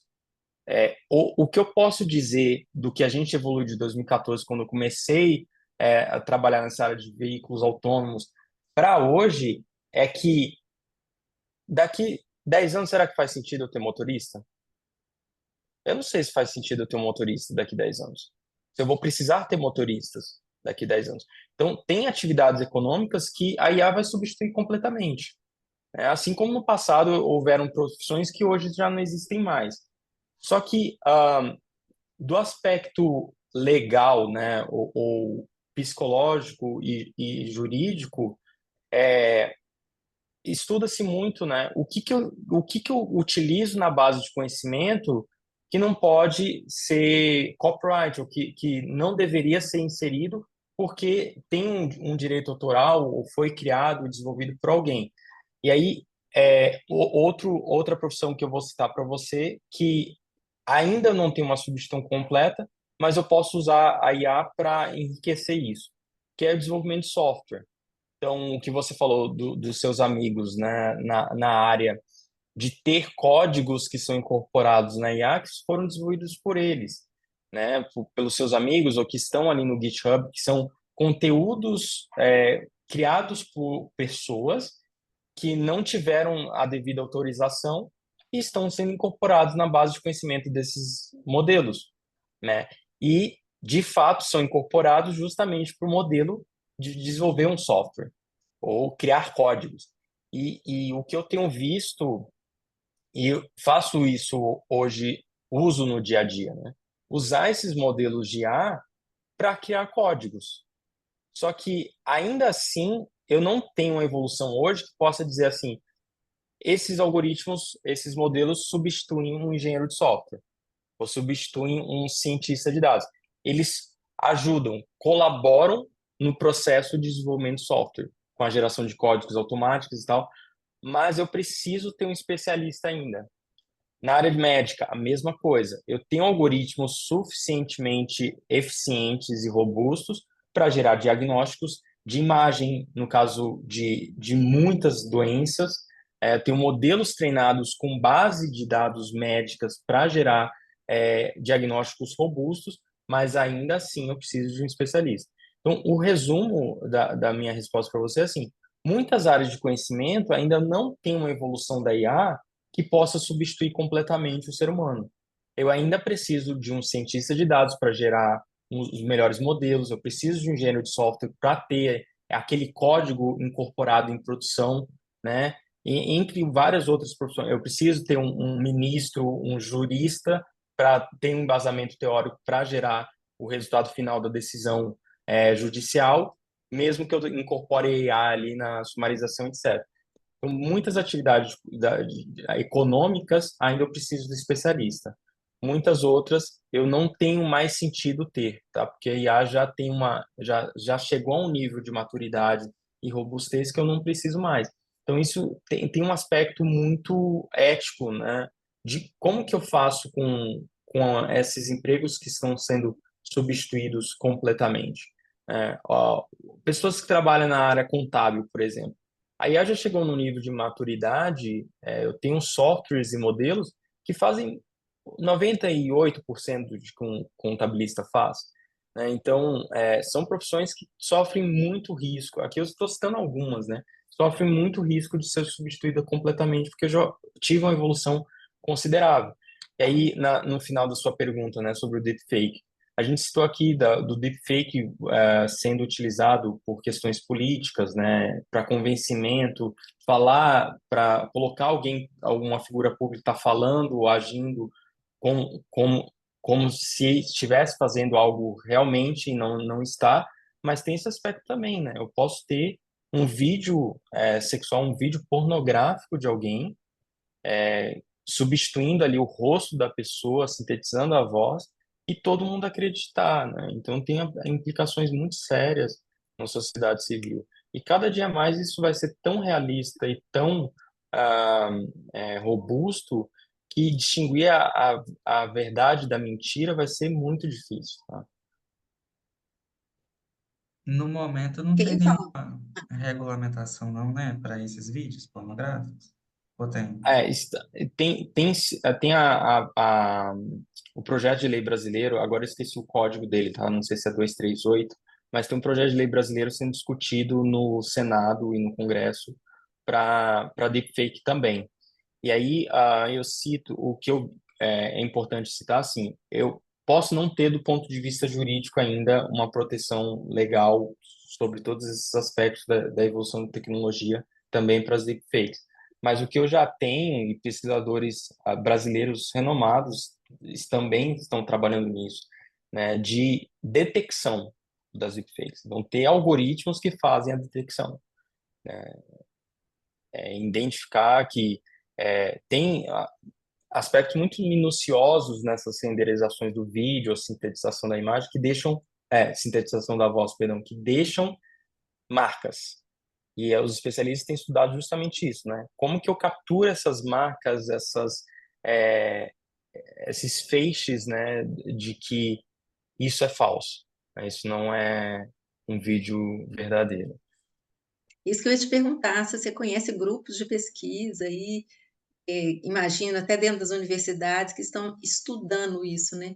Usar a inteligência artificial para detectar o que é falso, né? E o que Tem um pesquisador que eu adoro mencionar ele foi meu professor de Machine Learning na Unicamp, o Anderson Rocha. Hoje ele está como diretor do Instituto de Computação. O Anderson Rocha é uma das sumidades, que eu posso dizer assim, no Brasil, para estudos de deepfake. Então, ele tem um laboratório com a FAPESP, lá no Instituto de Computação da Unicamp, que estuda justamente esses aspectos. Tá? O Anderson Rocha, boa parte da carreira dele foi nessa área, né? E hoje ele é um dos pesquisadores brasileiros mais reconhecidos no mundo para esses estudos de deepfake e de anomalias, né, de IA sendo utilizada na área forense, na área de imagem e vídeos também, tá? Eu adoro citar ele porque ele, de fato, assim, é uma pessoa, assim, é um profissional, né, um pesquisador que tem levado o Brasil para fora justamente porque isso tem sido um dos assuntos mais discutidos na área, né? E ele é uma sumidade para esse tema, tá? De fato, né, se eu não tenho ainda uma regulamentação, uma normativa que tangibiliza todos esses aspectos que a gente está discutindo, eu vou pelo campo da IA, né? Como que eu posso fazer pelo menos a detecção, a identificação, né, o rastreio disso, para que corrobore, inclusive no futuro, para tomada de decisões jurídicas, né, a partir desses resultados de que a IA já pode gerar, de identificar, gerar o relatório, né? é falso por conta disso, disso, disso, foi identificado essas marcas. Os metadados aqui do vídeo ou do áudio comprovam com veemência que isso é falso, né? Uma questão que eu tenho com relação ao chat GPT, que a gente tem discutido muito no campo da educação, né? Como que, visto isso assim, como um problema no campo da educação, no sentido de que os alunos agora não vão fazer suas pesquisas mais, né? Agora, até uma dissertação de mestrado, né? Uma TCC, aí um trabalho de final de curso, como que o aluno pode usar o chat GPT para fazer esses trabalhos e tal. Bom, mas eu acho que, e até o ChatGPT tem desenvolvido nesse aspecto, né? Porque no primeiro momento, assim, quando eu pedia para o ChatGPT escrever uma dissertação, sei lá, um trabalho científico e tal, ele vinha com muitos problemas, assim, que qualquer professor que lesse o trabalho detectava que aquilo ali era ChatGPT, né? Agora, isso tem, assim, aperfeiçoado e cada vez mais a gente vê, por exemplo, outro dia, até a Tatiane, que não está aqui, ela mostrou, assim, ela pediu para o ChatGPT escrever uma poesia, né? Usando os algoritmos dela. Assim, impressionante a poesia, que não dá para saber que não foi ela que escreveu, né? Que não foi um poeta que escreveu e tal. Então, avançado cada vez mais.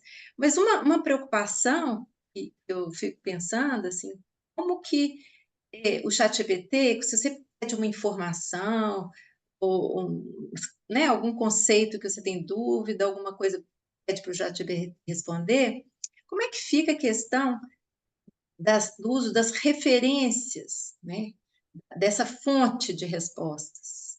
Que eu acho que isso é uma questão super importante, assim. As pessoas tendem a pegar isso como uma resposta, né, certa, sem questionar as fontes. E eu acho que isso é muito grave, né? Você fazer uso daquelas respostas dadas pelo ChatGPT sem acesso às referências, né? Com exatidão, assim, a fonte dessas respostas. Isso é muito importante, Nádia, e assim, o ponto é, né, a gente que trabalha na área de tecnologia, a gente consegue garantir prompts muito eficientes, né, customizados para ter essas referências.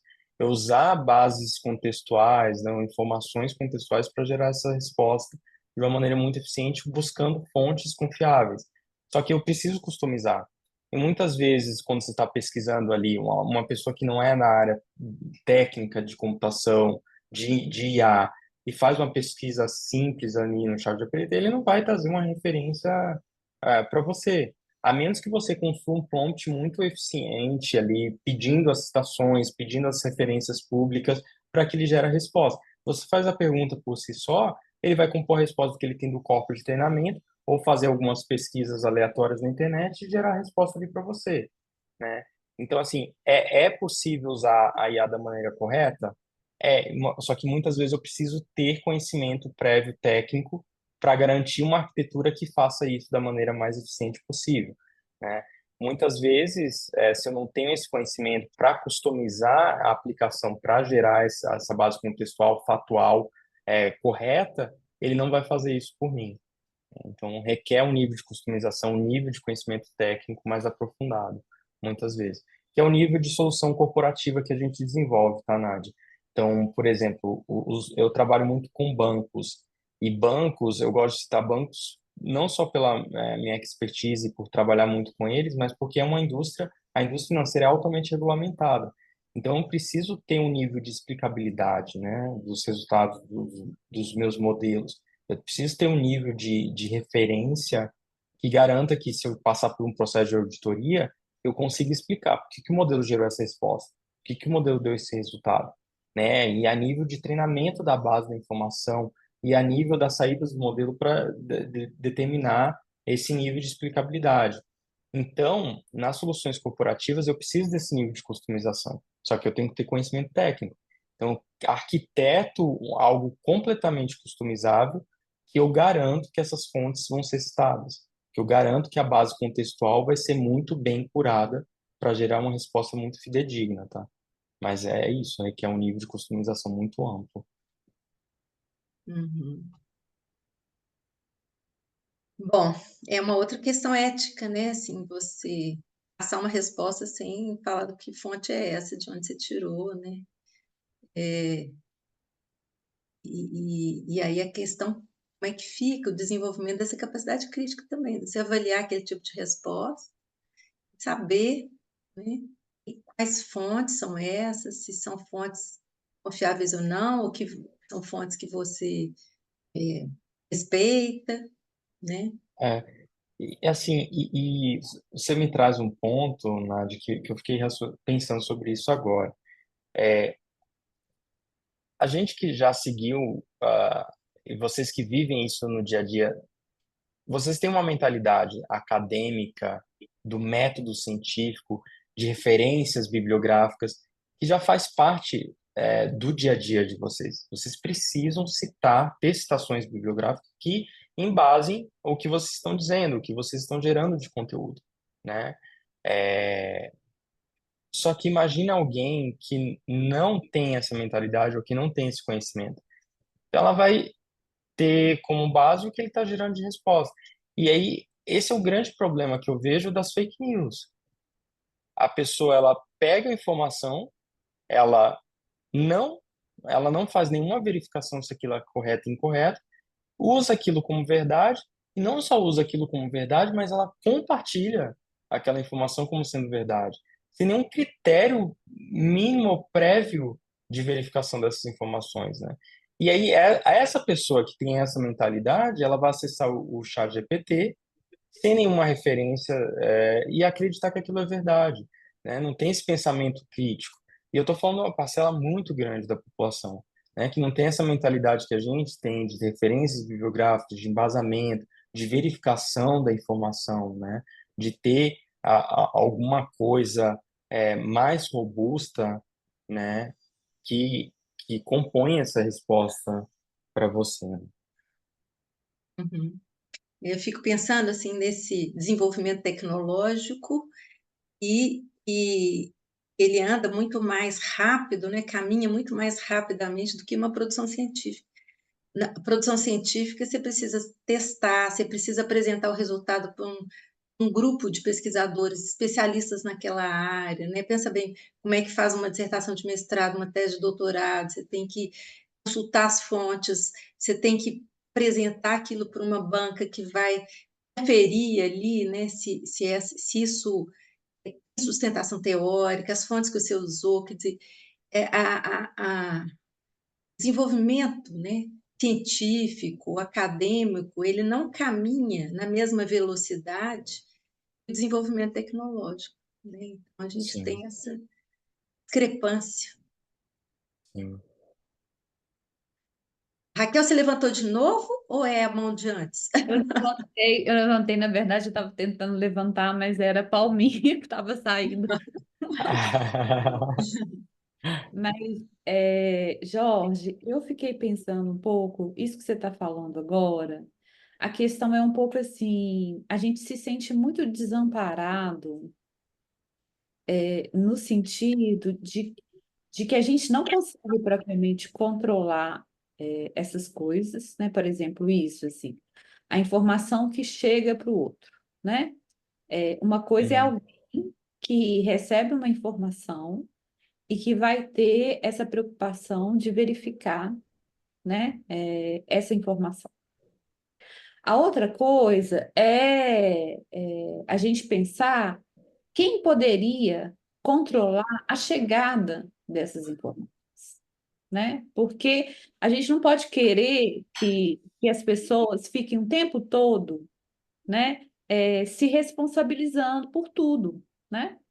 Quer dizer, é, enfim, tem um sistema, né?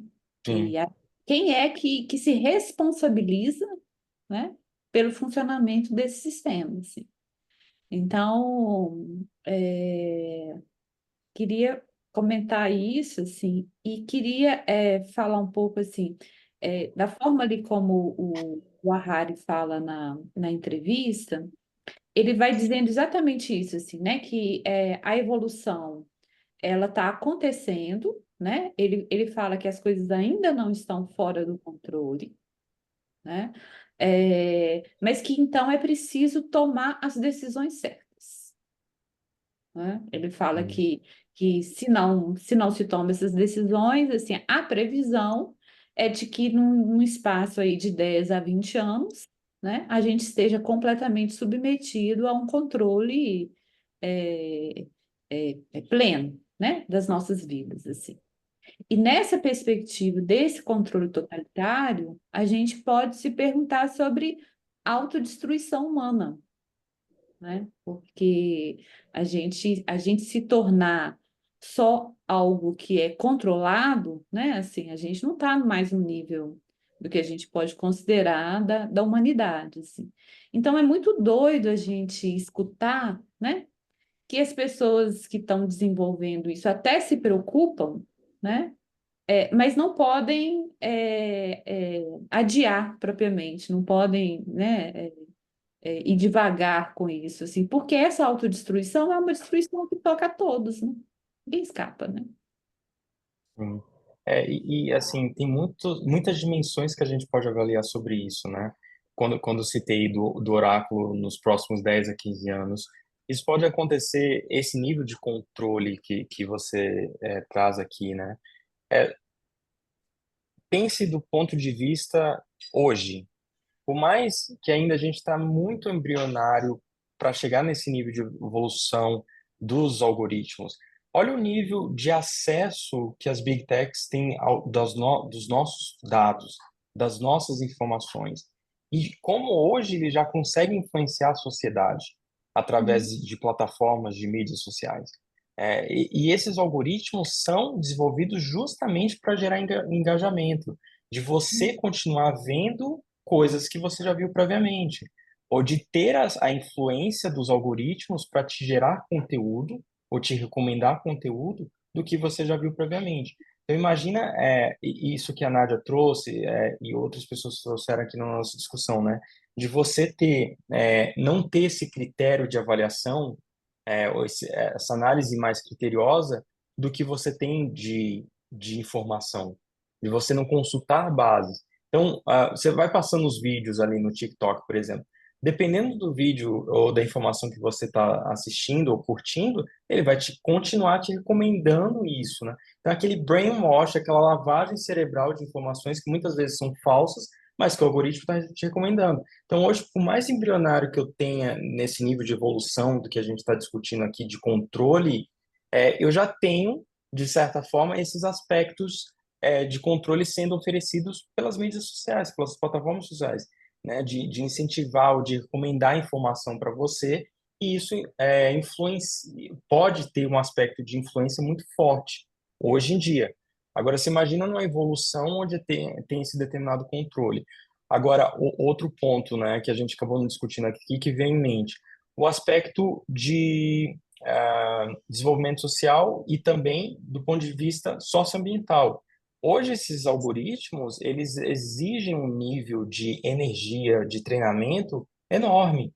E estudos da Microsoft e de outras empresas mostram que hoje eu já estou chegando num limite que eu não tenho mais capacidade energética para ter muitos data centers a mais para treinar esses modelos.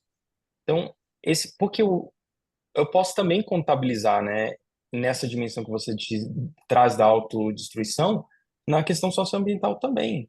Até que ponto a gente está sendo disposto a ter, né, consumos energéticos e capacidades energéticas que possam influenciar, ter impactos muito negativos no planeta, também para treinamento desses modelos, que é um aspecto que a gente pode considerar aqui, né? Então, de evoluções desses modelos de influência nas nossas vidas, de uso e acesso à informação. Hoje, por mais embrionário que seja essa evolução ainda, ela já toma um espaço considerável das nossas vidas, né? De Uhum. controle e de influência. Sem dúvida. Alguém mais quer comentar? A gente está chegando no final do horário. Márcio? Eu quero comentar agora em cima disso que você está trazendo aí do ambiental. Jorge, eu estava lendo esses dias uma reportagem Deutsche Welle falando exatamente de como o título é esse, como a inteligência artificial prejudica o meio ambiente. Sim. É uma reportagem do dia 8 de agosto do ano passado e que está falando, trazendo números exorbitantes de como o processamento dos dados, de toda a cadeia informacional, de toda a infraestrutura, o modo como é processado desde o primeiro momento, a emissão global de CO2 é uma coisa da ordem de 2 a 4% das emissões mundiais. Isso só tende a aumentar. Isso só tende a aumentar, e isso está considerando apenas a emissão de CO2, não está considerando, por exemplo, o lixo eletrônico. Isso é a emissão do processamento do próprio maquinário. É Uhum. uma coisa que a gente não pensa, porque a gente está acostumado a enxergar isso tudo como virtual, não é? Como uma coisa.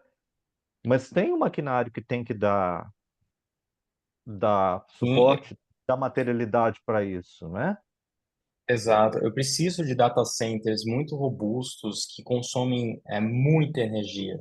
E esse estudo da Microsoft, algumas empresas mostram que o próprio Estados Unidos, que é um dos países mais robustos em Sim.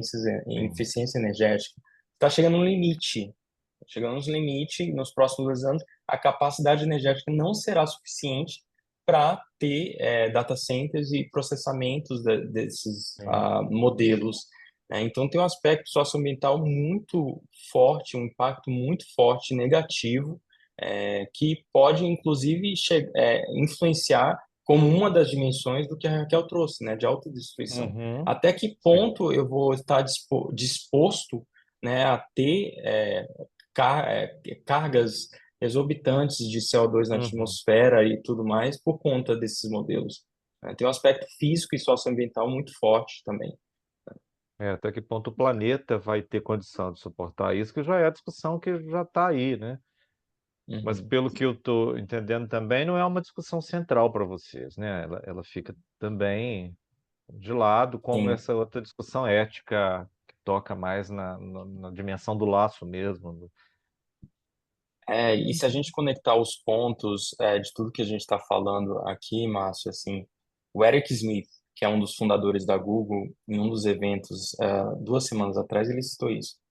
A Hum. gente está disposto a gente está disposto, como sociedade, como empresas e governos, a ultrapassar as barreiras socioambientais, as barreiras ambientais, para ter evolução tecnológica, porque Sim. envolve muito dinheiro, né? E a gente discutiu aqui hoje também. Será que um país como os Estados Unidos, uma potência, ela estaria Uhum. disposta a falar assim, não, eu não vou quebrar essa barreira ambiental, os meus acordos aqui nos fóruns, nas discussões ambientais, e eu vou deixar a China fazer isso. Eu vou deixar Uhum. outro país fazer isso. Então, tem aspectos políticos e econômicos muito fortes envolvidos, né? Que, sim, como Eric Smith citou, nós estamos, como sociedade, dispostos a ultrapassar essas barreiras para ter evolução tecnológica acontecendo. E ela vai Sim. acontecer, né? Sim. E a gente já tem visto isso, né? A degradação da flora, né? Essa questão das mudanças climáticas como resultado do desenvolvimento tecnológico, né? A gente já tem Uhum. acompanhado e já tem visto os efeitos disso, né? A questão da poluição do ar, né? A água, como o Márcio falou também do descarte inadequado de produtos químicos, quer dizer, a gente já tem sofrido os efeitos disso, né?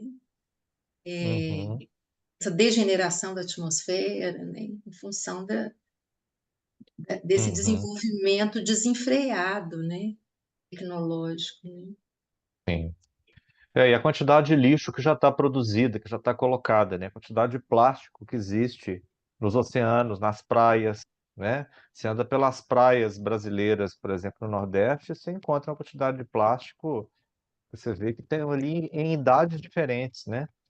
Ontem eu estava vendo alguma coisa também, é uma postagem, acho que é do próprio Deutsche Welle, no Instagram, de uma moça falando da quantidade de navios dos nazistas que foram afundados no período da guerra, né? Claro, nos oceanos e muitos próximos da costa brasileira, e que tem soltado, liberado quantidades excessivas de materiais, assim, borrachas que estão lá 50, 60 anos, 60, né? Por aí. 70 anos, né? A guerra já tem muito mais tempo. É, e que estão chegando na praia, sabe? Quantidade de borracha, coisas com materiais, inclusive tungstênio, metais importantes que poderiam ser utilizados, que são geralmente utilizados na indústria, mas a dificuldade de buscar também é muito grande. Tem uma pirataria disso, tem uma dificuldade porque ainda tem bombas que não foram acionadas, inclusive tem enterradas, né, em trechos de terra, de bombas que explodem até hoje, que estão prontas a ser acionadas e que tem também dentro desses navios e que estão lá soltando, emanando lixo tóxico nos oceanos, ou seja, coisa que vai ficar aí ao longo de muito tempo ainda fazendo efeito. É mesmo um, um cenário bem delicado aí, para dizer o mínimo, né? Esses aspectos, né? Eu tenho uma visão ainda otimista da evolução tecnológica por trazer muitos benefícios para a humanidade, de diagnósticos, né? De evolução mesmo. Mas a gente tem que considerar os aspectos negativos e discutir e trazer isso. Eu acho que como sociedade, ter os governos envolvidos, você citou, né, Márcio, ter IA compondo ali para agilizar, eu acho que vale a pena ter essa intersecção da sociedade civil do ponto de vista da economia privada, os próprios governos trabalhando em conjunto para tratar esses pontos negativos que nós abordamos aqui também, tá? Eu tenho uma visão ainda otimista, muito otimista dessa evolução, mas É, esses pontos negativos precisam ser muito bem tratados, porque, de fato, eu posso ter um caminho, ah, o lado positivo, mas eu posso ter lados negativos de impactos muito fortes para a sociedade, né? Do ponto de uhum, vista econômico, do ponto de vista social, do ponto de vista é, de ambiental, né, que nós discutimos aqui no final também. Então, tem muito a ser discutido, né? Trabalhado em conjunto. uhum. Bom, gente, acho que a gente tem que ir encerrando, né, por causa do horário, até não tomar mais tempo também do Jorge, né, Jorge? Queria te É um agradecer prazer demais. enorme. Te agradecer demais por essas reflexões que você proporcionou aqui, né? Tanto que você nos ajudou a compreender muitas coisas e participar dessas reflexões com a gente também. É sempre muito bom, assim, conversar com pessoas de outras áreas. A gente fica muito viciado, né? Conversar só com quem pensa igual, quem está discutindo as mesmas coisas. Então, é bom ter esse contraponto e conversar com especialistas também, né? Eu acho que, como você viu aqui, né, esse grupo é um grupo que está muito atento, assim, reflete muito sobre essas contradições, né, que são inerentes aí ao desenvolvimento tecnológico, não pensando só, né, o que traz, assim, de bom, né, em termos de Nossa. progressos, mas também pensando nas contradições que fazem parte do desenvolvimento tecnológico, né. Isso que você trouxe muito bem, assim, que tem diversos interesses aí, em jogo, né, nesse processo. E a gente também sempre com uma visão crítica a partir do que a gente busca, né, escutar das próprias pessoas, assim, em termos de sofrimento, no uso desse desenvolvimento tecnológico, nas mudanças que a gente vem acompanhando no laço social e nos problemas que a gente vê também aí no laço social a partir desses usos, né, contínuos desses novos dispositivos aí.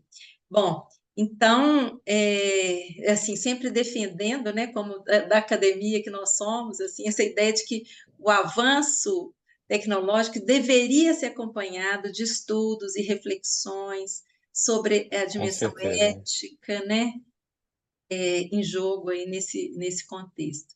Então, queria te agradecer demais, foi muito bom agradecer a todo mundo aqui que também participou hoje, trazendo questões e reflexões, e foi muito bom estar com você. Muito obrigado, Nádia. Muito obrigado a todos pelo tempo de vocês. Foi uma honra, um privilégio estar aqui com todos. Espero que a gente possa ter outras oportunidades, né? Com certeza. Obrigado Então, pelo tchau. convite. Tchau, tchau. Até. Muito obrigado. Obrigada. Obrigado, Obrigada. Jorge. Obrigado, Obrigado. Nádia. Tchau, tchau. Tchau.